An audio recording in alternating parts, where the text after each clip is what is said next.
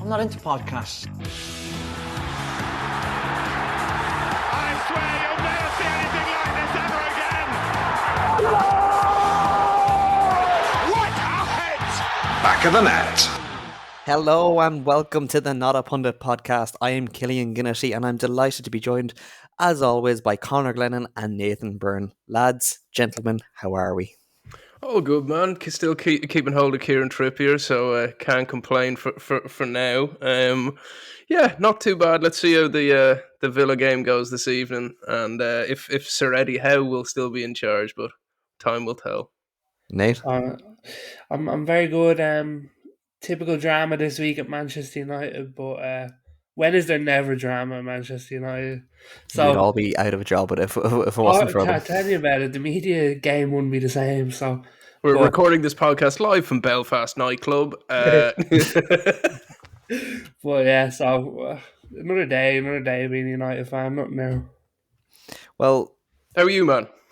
I'm good. I'm good. Thanks very much. I had a heart attack of all heart attacks with the possibility of Amad Diallo joining Sunderland, and then apparently not. So, I'm Shutting it down personally as well.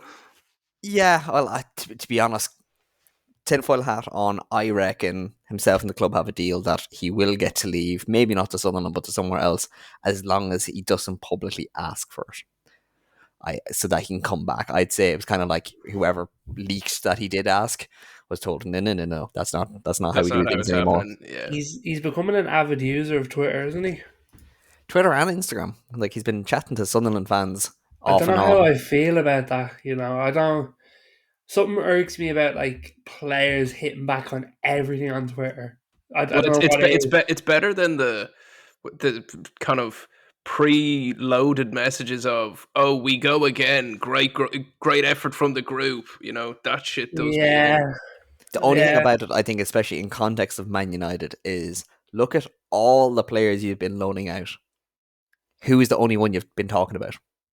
It's Diallo. Because he's made sure you remember who he is. Because he is very good, himself. Like. Oh, he's class. He's unbelievable. But speaking of transfers, it's been a very quiet January transfer. Like when you have Fabrizio Romano talking about Sunderland rumours and Sunderland buying a left back from Leeds, it's not exactly. You're in trouble. Office. Yeah, Fabrizio he needs feeding, so he does. Man's actually getting sleep for once. He's scraping the barrel here. He's in the championship. I have my theory though of why. I reckon Everton in particular has scared off all the clubs. I think if that hadn't have happened, you'd see the likes of Newcastle kind of going, we'll give it a try. We'll give it another chance. Yeah. What are the rules you speak going, we'll amortize this. But now the fact that Forest too. I think Forest also gave the heebie-jeebies out. I don't think so. I think they were I don't think they're going to be the reason why clubs would stop. I think it's the points deduction on potential points deduction. Yeah, getting double hit. Yeah, I think that's the part that's kind of scared people. Kind of going, oh, these are serious. This isn't just like a Man City charge. These are actually trying now. But that's actually an interesting point because if you think about it, no clubs are spending really anything. So it makes you think: have other clubs already overstepped the mark? But Arsenal came out today and said, or Arteta came out and was like, "We're not financially in a place that we can bring players in." And then he threw a couple of bombs at the club, going we have one of the thinnest squads in the league, but what can you do? And it's oh, okay, that was a little bomb drop. But if Arsenal are in trouble, up north in Newcastle, where we have to sell to buy. Villa are in the same position, having just sold Grealish for 100 million. So how that makes sense, I do not know.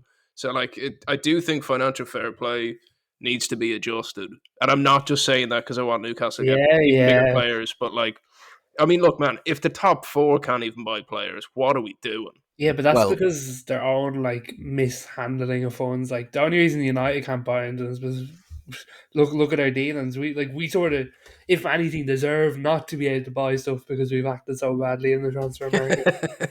So, Man United proves why financial fair play works. It's because it's all based on your total finances and what money you can like organically bring in, not just be But I given. think that's unfair, and as in not from a Newcastle point of view. Look, we have our own shell companies that are sorting us out. But I mean, if you're Villa, you're not getting the sunglass partnerships that United are getting. You're not getting bloody shampoo partners or any every sponsor you can think of for every product you can think of. It does favor, and I throw Newcastle in this too. It does favor the kind of larger clubs. Like if you're a Luton Town, your sponsorship opportunities are much lower. But I think there's two reasons why financial fair play was brought in. One was because of terrible owners. Like let's not forget, was it Portsmouth had like 4 administrations in Yeah, 4 years or something like that? something I'm not sure on the 2 under specifics, one but a owner. lot. Yeah, And they ended up in League Two, and they're still down there, owned by former head of Disney, Bob Eisner. Bob Iger owned them. Really? Eisner, I the one with the big forehead. He's now since kind of given control to his son, but yeah, Eisner is the one that owns them, bought them from the Supporters Trust. But the second part of it is development of the club themselves. So it's like all these clubs are whinging, oh, we have a thin squad. Oh, really, Arteta? Do you not have a full academy? yeah, fair. What's the point of them? What's the Yeah. point of having that? Like, when you have Chelsea going and buying the likes of Cole Palmer, because it's actually cheaper for them than keeping on to their own academy players. That's a system that's broken. So, financial fair play does work in the sense of when you don't have somebody spending $1 billion and trying to do everything to get around it, this should be an opportunity for young players to come through. I do agree, but I do think one part where FFP possibly overlooks some teams is the middle of the pack. Not only do like say relegation teams and teams that are hopping through the leagues or whatever, they get the parachute payments, so that's instantly a huge relief off FFP, and same again for Champions League and stuff like that. So I do think like your Brentfords, your probably Villas to a certain extent, they're probably the ones that are doing the best out of it because they're having to play with less money in the tank sort of thing. Like, I think like say in Nottingham Forest, I think one of the big things they probably got caught out with was because once they come up, they get instantly 100 million in. Do you know what I mean? So they're Yeah. instantly getting that off their so they Cash can injection on steroids, like. yeah they can then play with 100 million. So I do think middle of the pack needs to be looked at a bit because I think it stops the middle teams progressing that little bit more. I also think we're going back to Newcastle with my black and white lenses on, where it can you can get into trouble is no one expected us to get Champions League. Now we didn't even go far in the thing, but it's extra games, extra players, extra injuries. So it's kind of like it almost happened too soon for us, you know? Yeah, but I just think that's like United had that last season as well, where I Yeah. think we played every 3 days and it was the same team every 3 days, and it's like if you're doing that well and you're that successful, you're gonna have to go through that. Like it's a catch-22 of it. But as Killian pointed out earlier, it's like the academies are there. Like Yeah. it's And don't forget that like FFP was brought in to stop Newcastle from happening. yeah. Literally, like Yeah, these, you just had to change laws and have the government intervene because they're selling military things. Good bunch of lads at that government, tell you.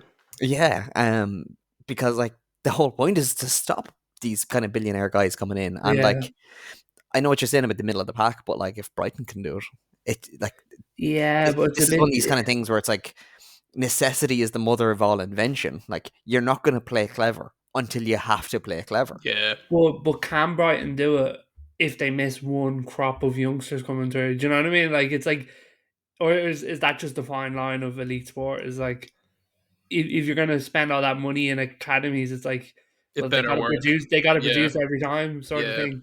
But I do think it's interesting, like if you think back to your Cole Palmers, like Smith Rowe to a further extent, Saka, stuff like that, Mainu now at United, it's like these youngsters are good enough to play. It's just give them the chances. And it's like it's not like we're asking like these youngsters to be thrown in and we're gonna field 11 players of just straight out of the academy. Just bed them in one-on-one into the first team. And I think that's something that I'd like to see more football is you can follow these kids through the academy and be excited about what they're eventually going to become as a footballer, but it's like most of the time you never even see the end product. You know what I mean? So it's like, who would have thrived in FFP? yeah, Fergie. yeah. Oh, I don't know.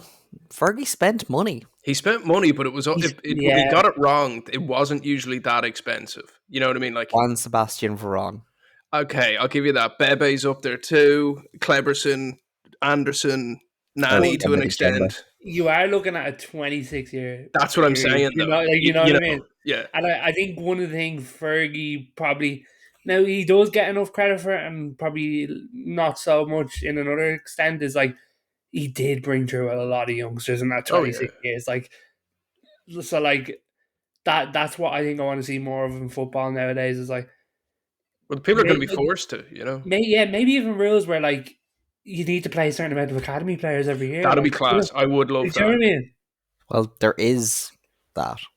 Well, Like, is it you have to have them or you have to play them? Well, you have to have a certain amount in your 25 squad. Yeah, but I then know that. there Yeah, is I knew also- that. Yeah, but there is a payout for the amount of youth minutes you give. Oh, Yeah, like which it's tiny United money in a relative which sense. United are very good at, by the way. Yeah, they constantly do. Constantly. I think we haven't not had a youth prospect in our starting our match day squad in like ridiculous amount of years. Like, can you game the system there though? Like, say you just stick out the academy for a cup run.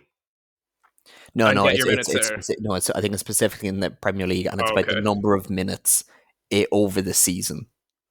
Okay, so it's not. Yeah, okay. So you could kind of game it, but you'd be playing a load of youth players the last In 10 the minutes Premier of every League, game. yeah. Okay. what about it's a fucking rule work. where it's like 2 youth promotions a season need to happen from where they go? Like, say they come from the youth prospect into the first team squad, and they have to have a number of matches in the first team squad. Like Not saying Lewis they Miley play. having to have, say, like 8 games Yeah. a year or something. Not saying that they'll play, but just like at least give them the chance to get that match day experience. Yeah. You know what I mean? Because that's so big for development. Like.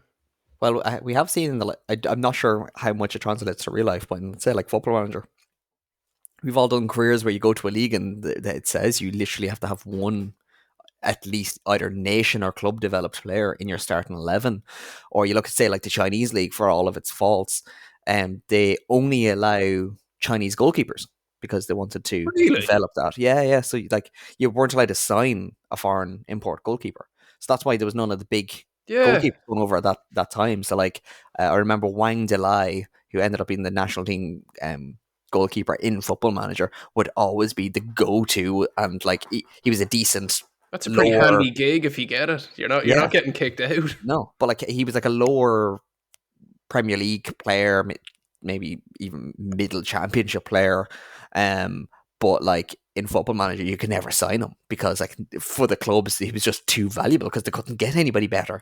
So like there is them kind of possibilities, but just what we were saying about Ferguson, just for full kind of like, let's not. I think he gets a little bit too much credit too sometimes. Oh, that's for a different. There could be a whole pod on Do you want to that. go there? Do you want to go there? No, we're not going there. Some players: Manuccio, Diego Forlan, Gabriel Obertan, Eric Jemba de Jemba, Cleberson, Bebe, Neil Whitworth, William Prunier. Are we going to William Prunier? Yeah, come on. like, Phil come on, Jones. Killian. You could do this for any manager, like. Yeah. Massimo Taibi, Owen Hargreaves. Owen Hargreaves slapped. I don't care what anyone says. That man was a great That free man kick. was paid to sit on the couch. Oh, I like. Oh no, I'm a big Owen Hargreaves fan. Very, very good player. Terrible sign. His free kick against Arsenal for Man United is one of the best you'll see. Actually, lads, the more I think about this, like youth players having to play a certain amount of games, we'd just be stuck with fucking Scott McTominay the whole time. I actually take it back. Like, I don't want this. But like, see, this is what I mean. Like, this shouldn't be what ends up happening. Like, you go from like Man United. I think as Roy Keane has kind of touched on numerous times, as a fault of Ferguson was that he would always kind of feather his own nest, and like especially towards the end of his time, he stopped bringing through players when he wasn't going to get the benefit of them or putting in the same amount of time for them, really. So then you don't end up with the same level of academy prospects. Like, I don't think that there's been too many successful ones coming through for you, and is that going to be the same now for like Arsenal is having a kind of a golden spell at the minute, but like I mean in terms of like Fosu Mensah, Axel Tuanzebe, like he's had these kind of reasonable players, but they're not class of 90 whatever they were. I think I think to defend Fergie though, like if you look, say across to Liverpool, when Benitez was at Liverpool, I think it was 60 players. He brought in 6 years. You know what I mean? Like, so for the volume of clanger players that we're talking about, and let's face it, Jembas and your Clebersons are complete clangers. I mean, you're talking probably in 20 years, 20 clangers. No, my big thing with Ferguson is more just kind of going, he has gone, like, often, it's actually nearly more to the point, when he does spend money, there's much more of a chance of it was going to flop. So I don't think he would have done quite as well in the current FFP era than he's been getting the credit for, because like there was that time up until kind of really the Berbatov and Van Persie signings that like anytime you saw them open up the checkbook, it was kind of like, oh god. Whereas if you saw them in that middle area of spending, that's where it was like, okay, we'll trust you there. I think at that point our team was so good that any player we were buying in that period was a gamble. Do you know what I mean? Just to roll the dice on a player that like this lad could have the talent, he could not, but we're going to try. You know what I mean? But you also had the team at that point that if he was a clanger, they could survive in that team because there was enough good people around. But I just think it just says a lot about this transfer and the fact that like not only are we discussing previous transfers, but we're also only really discussing managers. And like the biggest news of the window being manager leavings. We had Mourinho earlier this week. We had Klopp. We had Xavi. We have managers not joining teams, and they're the only bits of neuse that we can really talk about. Which for the first time in a long time. Yeah, it's absolutely wild, but like it is all in this instance it is worth talking about properly, because like Klopp is an end of an era, not just for Liverpool, but it kind of seems like the Premier League. He kind of seemed to be that kind of like straddle of kind of pre-Pep and post-Pep. May I start on this point? This is why Sir Alex Ferguson is the greatest manager of all time. I sat down and watched that video, and as much as I don't like Klopp, I could relate really well to him. Yeah, I could relate to him in that video a lot. But to see how actually tired he did look once he opened up, it's like it opened my eyes to how crazy of a run that was for Sir Alex, to the point 26 years. Like, yeah, I do think though, I agree with you, to survive as Premier League manager. Yeah, to survive at the top flight for that long, 26 years is unbelievable. I do think the game and the media part of the game has moved on to the point that the landscape that Klopp was operating in for the last 9 years, I'd argue, was like double that of what, like, there was a lot of time there where Fergie wasn't having 6 press conferences a week, all the charitable side of things. Places he wouldn't do press conferences for. Anyway, he wouldn't get away with that anymore. Yeah, but the one big thing I did take from that video was he did look exhausted. Like once you sat down and went, okay, like he did look checked out.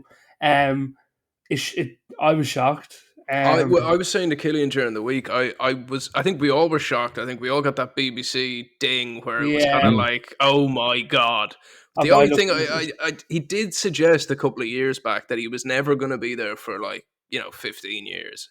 But I don't think it's one of those, like, you knew it would end at some point, but you didn't think it'd end now. Yeah. And Killian, I know you were saying the biggest thing for you was middle of the season was the big surprise. Yeah, like it always seemed that, to be honest, I thought, because I think he'd always said, was it 5 or 6 years? That's what I thought. It was like, I thought he said like 5. So I always thought once they won the Champions League or the Premier League that he was going to walk away. And when he didn't, I was kind of going, okay, he's going to be here for another while then. Kind of like when we all kind of assumed that Pep was going to leave before the Champions League win, just because that's just how long he does. So once he didn't leave, I was kind of going, okay, So it'll probably be after another big competition one or after an international tournament. But to announce it in January, Nathan, is kind of Genius. I don't know if it's good or if it's bad, or is it something to do with a sale? I think it's great. I think it's a kick up the arse to the players to go win one more trophy for him. I think it could work out really well for him if the players and him can keep their emotions in check in the But last run up. that's the big thing, because it's going to be every game. Like I don't know if you saw the game over the weekend, but like Klopp was on the like brink of tears, Yeah, feeling the but love from the crowd. Like if they've that every week, that's not easy. true. But I also think it's motivation to go like where they all go in the dressing room, sit around each other and go, "Let's go win one more for him," type thing. For You know what him. I mean? Yeah. And I wouldn't be surprised if they do end up winning one or two trophies this season. I think it is the thing with sports where like galvanizing together can create a big thing. So I Mm. think it I could do be a thing wonder. of genius from him. I do wonder though. I think it's a stroke of genius as well. I think like that it'll put a fire under their arse. The only thing that I would hate to see for Klopp is if they do win nothing and he dips out like that. You know what I mean? It's like, I know he did what, 3 Champions League finals, won one, got the Premier League back. Like his legacy is solidified there, but it would just be a bit sad to see him Uh, dip out on nothing. You know? I don't think it will. I think he'll get the send off regardless. Like, do you remember the Dortmund one? Like, Yeah. I don't believe they won anything that season, but the send off was unreal. You know what I mean? So I think it's a bit of genius from him. Like, yeah, I don't know. Like, I think Liverpool could be in trouble though. Well, Post Well, that. considering how much they're losing, so they're not only losing Klopp, they're losing his two assistants. They're also losing a sporting director. Like you're losing a very You're upper losing your part of your club there. spine. well, you're Like, also you're losing potentially your club losing there. players. Like Van Dijk came out. I don't know if it was yesterday or today, and he was like, "Look, I've 18 months left in my contract. We'll see who they bring in." You Like, know? it's going to be a new club. Like from the outside looking in, it will be a new club. There was rumors today that Michael Edwards turned down a role at Liverpool. Mm. He got offered to come back. He was like, no. So I think like on a much lesser scale, what Ajax has gone through the last couple of months, that's how tricky it is to trans when you're taking such a huge part of the club and just getting rid of it. But Not they're getting losing. rid of it, but they're leaving. They're also losing a recruitment tool in Klopp. You know, like if you're I don't know, name a player, and you know you're getting tapped around by City or Liverpool or Barcelona or whatever. Like you buy into what Klopp's doing. Like I mean, he's a pretty likable guy, and Well, he's been able to do I there. think since Edwards left, though, they were too dependent on that. Yeah, That there was Yeah. less so of the smart recruitment that got them the likes of Salah, Firmino, and Mane, where other people weren't kind of considering them in that light. To kind of going, well, Klopp, who do you want? Who do you like? yeah, and then go out and get them and convince them Yeah, Klopp, just go and yeah. go be all smiley now. Do you have new teeth? I do Yeah. I do have to give it to Liverpool though. Like, look, I will make no bones about it. I truly hate Liverpool, but and I love their history and all that. But just as a Newcastle fan, that's my divine right. Right there with you, buddy. Um, but I have to give it to them. I think the way they handled the releasing of that information was absolutely perfect. They didn't give an exclusive to a paper. They didn't. It didn't get leaked out. And we all knew about it, and they got put in a corner. Everyone was shook. They controlled it by recording it themselves, putting it out in their own socials, and he talked directly to the fans. I don't think I've ever seen that handled better. And the How did fact that, that not leak? well, yeah, the fact that the club knew since November, I don't know like, how that didn't leak. you Like, know, this is today's world. Like, anything leaks. Like, yeah, a player moves from like one city to the other. He's not even on the move, but Fabrizio knows the next minute. It's yeah. like this is unheard of in Well, and today's what I media. also heard was the players only got told the morning he was doing the video, Really? Okay. so that was locked down to hell. So like it seems like, and I think Killian, you might have more info on this. You think it's somewhat sale related? Yeah, I guarantee it's sale related. Considering how potential of an issue this could be. Like it could take them 2 or 3 more years to get this right. Like don't forget, Lucky they United. kind of seem to have a bit of stability with Rodgers, and then that all went apart, and it was all not good. And then Klopp came in and kind of stabilized things again. For a club that's meant to be up for sale for over a year, losing the kind of the stalwart that has kind of led your club to newfound levels of glory. It's for an investor, it has to be a little bit kind of It makes you look elsewhere. daunting. But It I don't makes think it's sale related then, because I think if it was sale related and they were anywhere near a sale or a negotiation or talks, this information would have been held back 100%. Because Yeah, if you, but That's what can I they mean. do that though? Are they now in a position where they're kind of going, we're in proper conversation with somebody that can't I say don't it know. yet? See how quickly they went straight back to Edwards there. It seems like They're scrambling. when I read that today, I thought, oh Jesus, they're panicking here. Yeah. Well, don't forget what Edwards' company is now. Yeah, It's but a director of football for hire. So they went specifically to him and he turned it down. So I think they started panicking. Once it went out, they were like, okay, we can start talking to people. I think they started Whatever about panicking. talking to him, the fact it came out that he turned it down, that's embarrassing. Yeah. But I do think it's interesting now because we're going to see United versus Liverpool for the top operators in football. So it'd be like, who Yeah. gets them? Do you know what I mean? Well, I wonder now, like you say, actually, who is it going to be? Because both are a rebuild, Yeah. but One semi-new ownership. Other, yeah, it's an interesting one. It's like, to be honest, I wouldn't be surprised if United go the let's get more City people way. well, it makes sense. Like, I mean, the only thing I have to say on that before we'll come back to Klopp in a second, but as a United fan, what was your reaction to that? Happy, or is it kind of like I don't want one of them, one of those City fellas coming in? I was actually delighted because I felt like it was the first good decision management wise we've done in a long time. I was like, if you're doing business and there's something you like and you like how it's done, you go get the people that do it. And I think reading up what I didn't know this guy when it got announced, I didn't have a clue, but reading up on it and listening to people talk about it, this guy knows what he's talking about. He seems like a legit operator from what the a press head are decision, saying. not a heart decision for the first time in a long time. Ages. Yeah. Like he was at City Group for like going on now 7 years. It's like you don't keep progressing in that group unless you're top at what you do.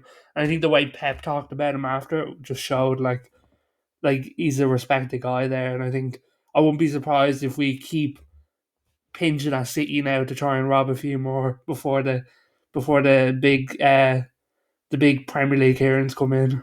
On decisions that are, head versus heart, who are we thinking Klopp replacement?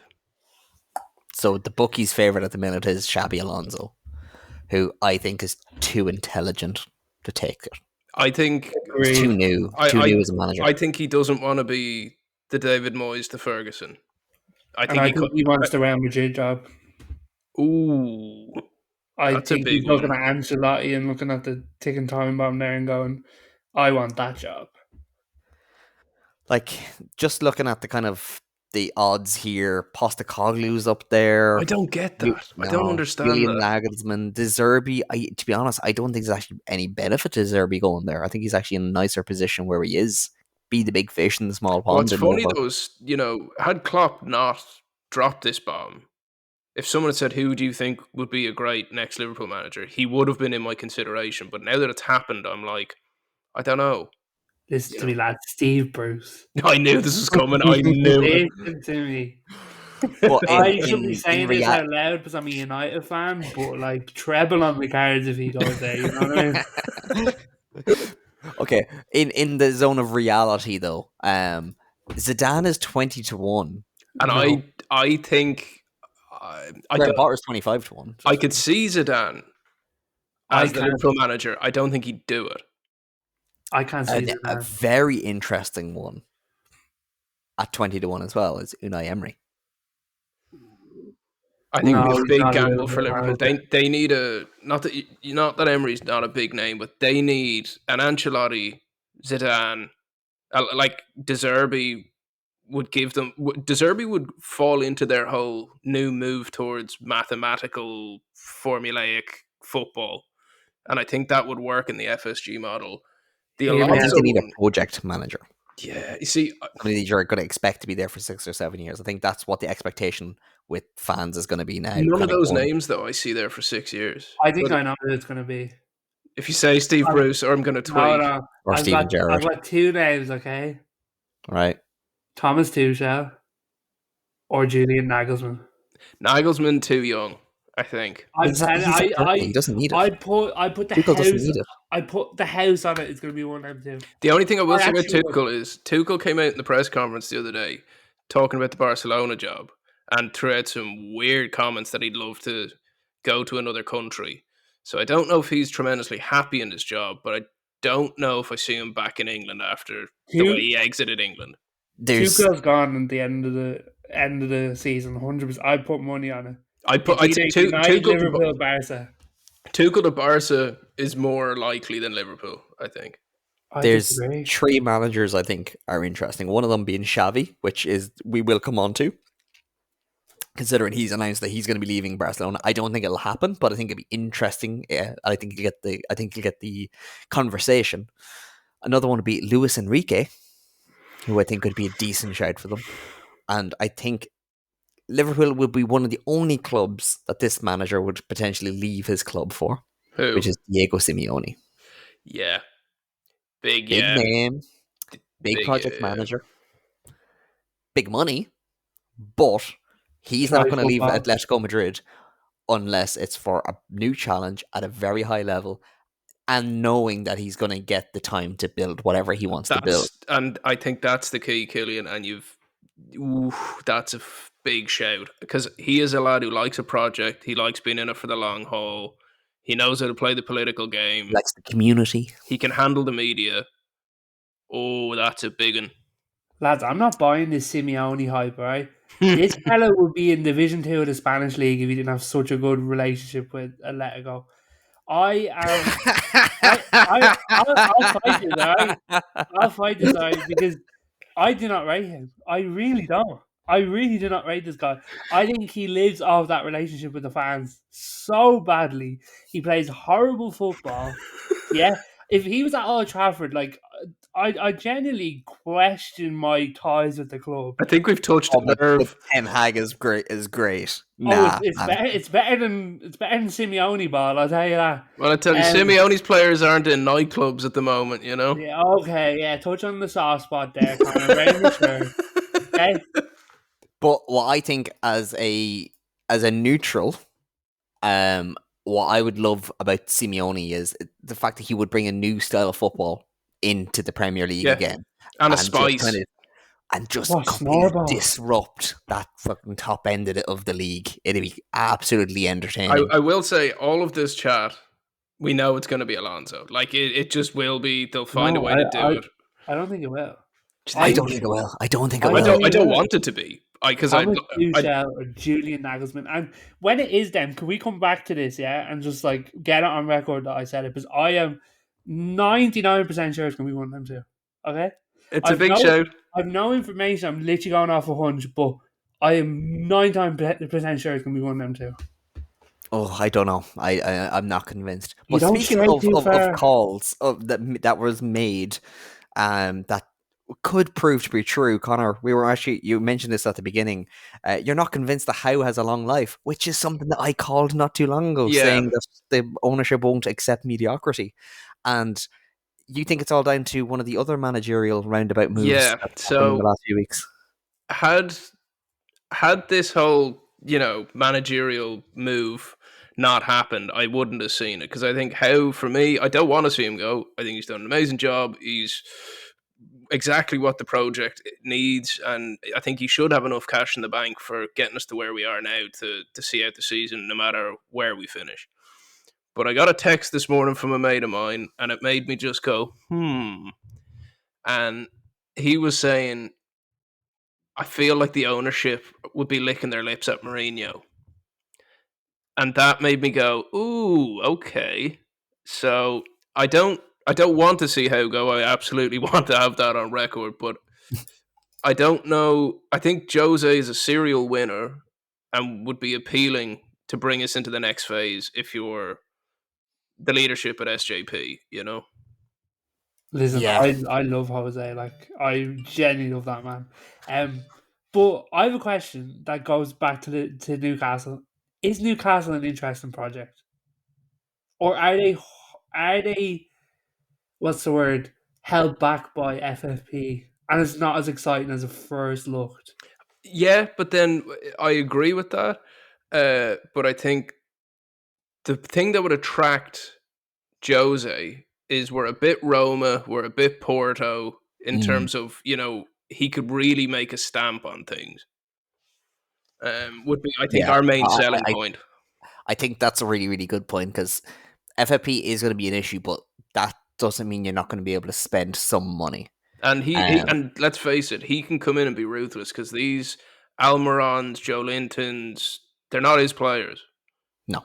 And You know. you have connections in the Middle East, which will get good fees, as you have done with. And we will keep doing by the looks of things with Miggy Almiron. So like, there's ways out of this, but he's the only one that I think, yeah, because like, look, Alonso's not coming our way.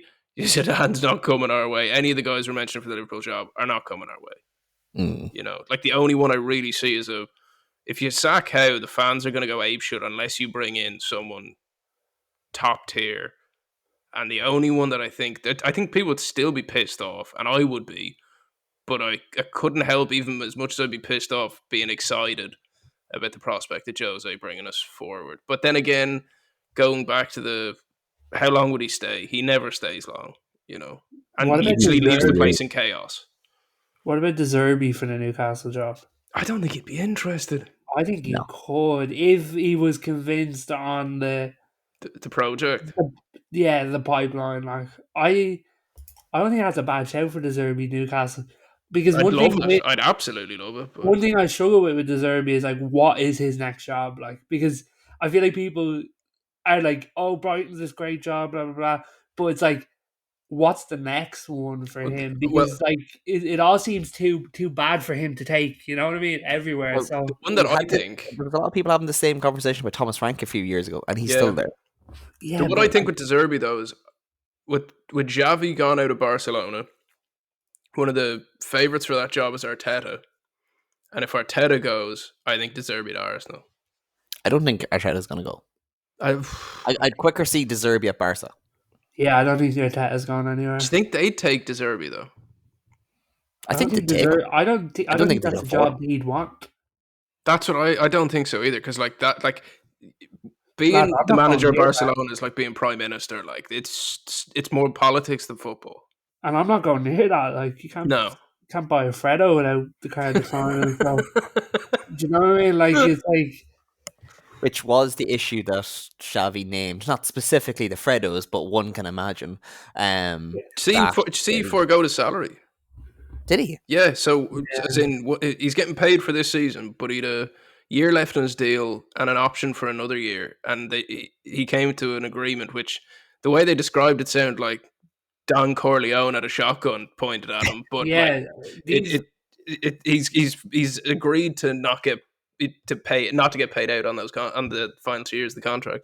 These acts of kindness need to be investigated with Barca because they're happening a bit too. Tell you, if I was a footballer, I'm not giving you any. I'd be going full Jadon Sancho on it. Yeah, I want more money. No, I think the Barcelona one is also going to be interesting because it's a poison chalice. Mm-hmm. Just again looking at the odds, Rafa Marquez is the second favorite, who is obviously the Mexican former center back and defensive midfielder. Best ponytail in world football.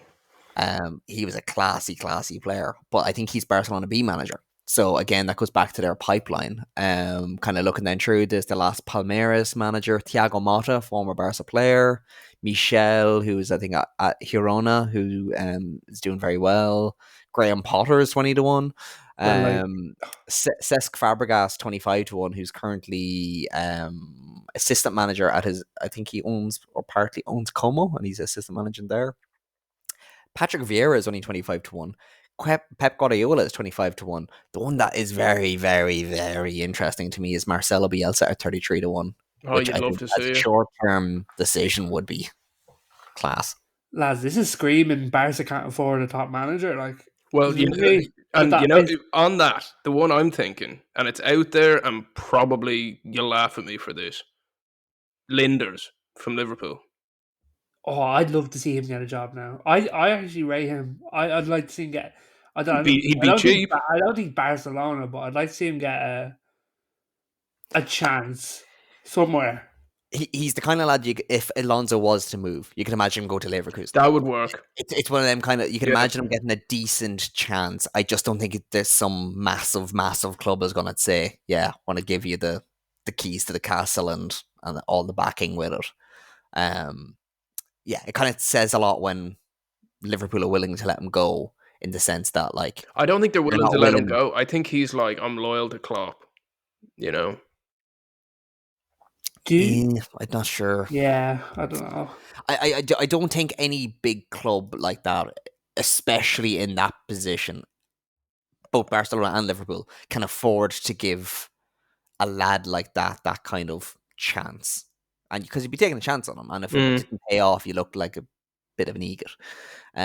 Like, and it's not undone in Liverpool's history. Like, it was back to back assistants from was it Bill Shankly and Bob Paisley in that whole era. There was like back to back. yeah. So there's 25 or 30 years of a management structure put into place. So it's not something that they're not. I mean, the safe gonna route do. is give it to Marquez for a year, and if like let him prove himself, it doesn't work, and then see where you're at. Barcelona can't afford a year anymore. Barcelona Yeah. need to be in the Champions League every year. Yeah, And with how good the teams in La Liga are playing now, and they're being so competitive, you can't afford to take your foot off the pedal anymore.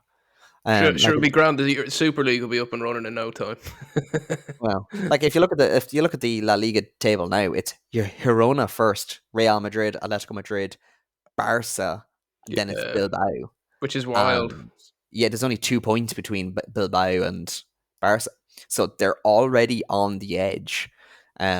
So I could see them give it to Rafa, but I don't think they'd give him the year. Like, Yeah. this is kind of like 3 months.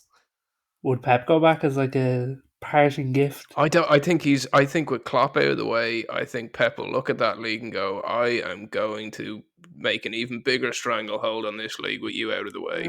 I think we might see the end of Pep soon now because Klopp's gone. As in they kind of need each other, like. No, I just think like now he's gone. Okay, I outlast him. If I leave now, he's not going to outdo what I done. I think he could see that now and just go, "Oh, I'm just going to call it a day here, City now, move on." And then, like he's not gaining anything, he's not losing anything.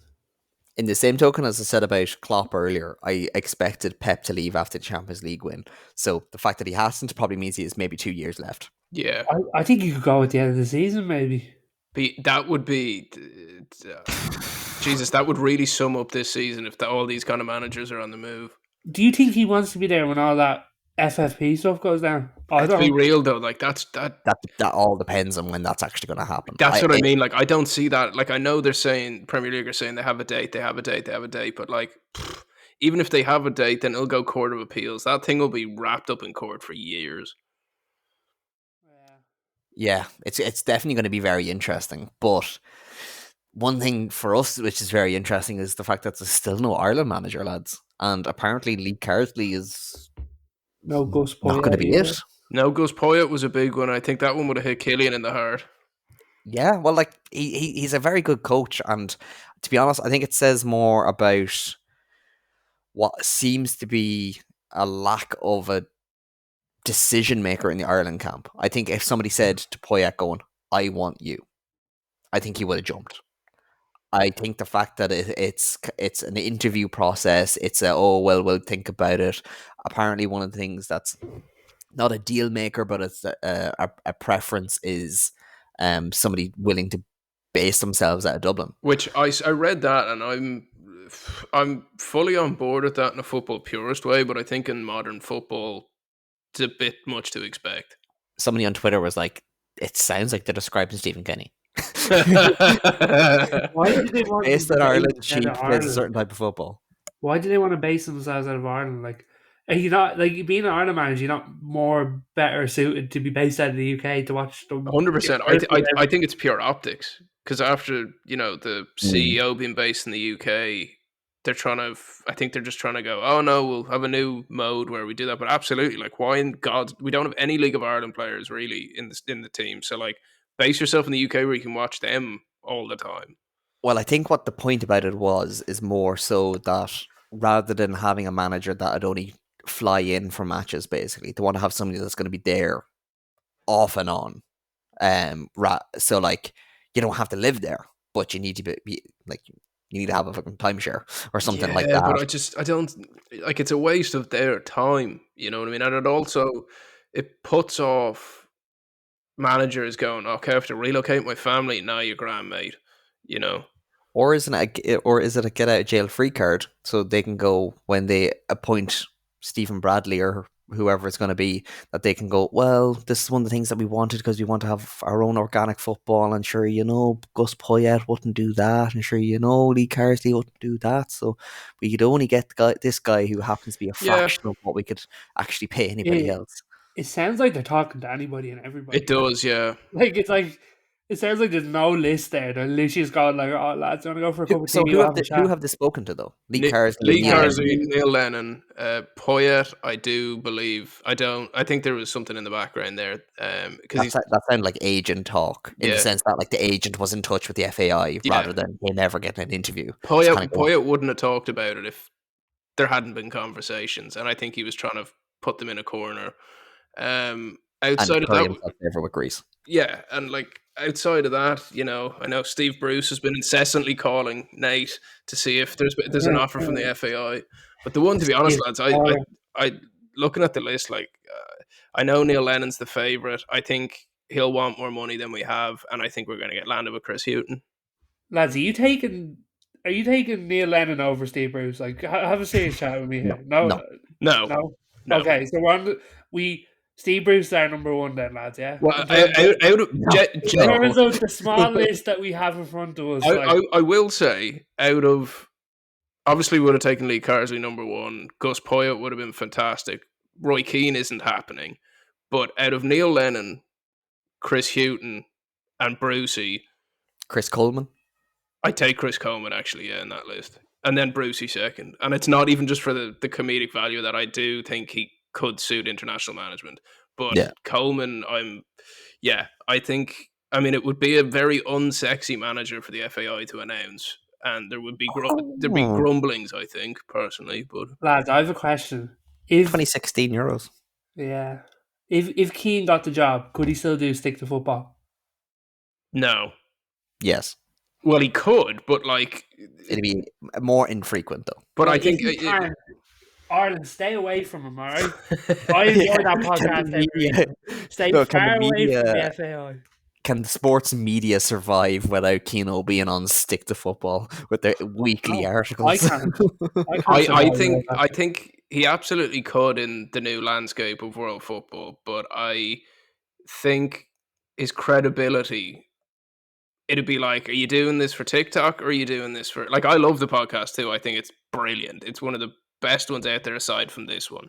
But I think he wouldn't be taken seriously, and I think the FAI would have a real issue with it because Sky Sports would have access to an international manager at a very high level, in terms of the access they'd have to Keane. I think it could be dangerous. Well, the FAA, you can do one then, right? You're not getting them. I'm just looking at the list here of the odds. So Robbie Keane is 25-1 after his his recent past with the FAI. Well, no, I think the recent past with the FAI is one thing. I think working in Israel at the moment isn't optically the best move for the FAI to be getting involved in. Anthony Barry is still 25-1, but I don't think he's going to give up the cushy number he's on. I wouldn't either. John O'Shea is 40-1. Don't think that's going to happen. An interesting one would be, considering he's under a serious amount of pressure, is Roy Hodgson. Too old, man. Yeah, I would have taken him 5 years ago, but too old. If it was going to be a interim, fella retire. No, but if it was going to be like an interim kind of going, listen, we just need somebody to steady the ship for the next campaign, I'd take him. Michael O'Neill from Northern Ireland. Michael O'Neill. Yeah, Ex-Rovers Michael O'Neill. yeah. But he's only back at Northern Ireland at Yeah, 50-1. no. Damien Duff 50-1. Mick McCarthy 50-1. I don't think Mick would take the job. I think we're going way down in the weeds here. I really think it's looking like it's going to be Neil Lennon or Chris Hughton. I think, Or Steve Bruce. or Steve Bruce. Yeah, I don't even think Coleman would take it. There's a name that keeps popping up that I think would take it. I just don't think they're actually clever enough to offer to him, which is Brian Barry Murphy. From I think he's at Rochdale at the minute. I don't know much about him now, I must say. Oh no, he was at Rochdale. So basically, he's the head of Man City's EDS, Elite Development Squad. Okay. The only thing with that is I know he's probably working with better players than we'll ever see in a green jersey, but I feel like you'd need another job before that job. But he's there 3 years. He's 45 and he's from Cork. I think if they were to offer it to him, I think he would take it. Oh, he would take it because he'd look at that as a window to, even if he doesn't do great, he was an international manager and he can go back to club. He was actually doing quite decent at Rochdale, so he quit Rochdale to take the City job, and he had a 31% win percentage at Rochdale, which sounds like Kenny. Like for your first ever managerial job, and that was like back in 2019, so he was like 38, 39, maybe 40, taking it on. What age is Neil Lennon now? Oh, like enough to put out the pasture. Well, that's what I'm saying. Like, as in Houghton's in that level too. You know, it's kind of like. Neil Lennon's 52. Houghton's in his 60s. If we get Neil Lennon, like, oh Jesus Christ, it's looking bleak. The only thing I will say, tracksuit manager, can't go wrong. Nah, Gus Payet's my tracksuit manager. Brucey's our tracksuit manager, please. Yeah. Genuinely, again, if they were to do an interim thing, I would take Chris Hughton as an interim. I would too. It's so uninspiring, but as an interim, if you're kind of going, okay, well, he's only here to steady the ship. I think he's a very steady coach. I think he has a good track record with youth. Like when you look back at some of his jobs, he didn't do well at Nottingham, but he did a decent job to kind of put Brighton on the right track. He did a decent job putting Newcastle on the right track. Less so Norwich, but they did well after he left. So like there is merit to some of his abilities, and it's like if you look at the African Cup of Nations, there seems to be so many basket cases in there. You can't judge him off that. Against them. So like, I would take him. Like, I mean, I've nothing against Neil Lennon personally. I just don't see the benefit in hiring him. You know. I think Neil Lennon is just the epitome of everything. Like, let's go back to Martin O'Neill style football. Yeah. That's what rank Ireland? Yeah. 702. It's really starting to feel like it. Like, you know, when people like we're starting to feel our age here, like we're really starting to feel our rank. Jesus, the options aren't there. Like, well, my decision: if we can't get Lee Carsley, we get Big Jim McGuinness. We'll come fourth in the World Cup, as predicted by Football Manager. And gentlemen, I think that's going to bring us to a close this evening. We have some we've talked about a lot and very little of it substantive because we're just waiting to find out what's going to happen next. But I can't wait to find out what happens next with the both of you next week. My thanks to Conor Glennon. Bye-bye, boys. My thanks to Nathan Byrne. Been a pleasure. My thanks to you, the listener, and we'll chat to you next week. I'm not into podcasts. I swear you'll never see anything like this ever again. What a hit! Back of the net.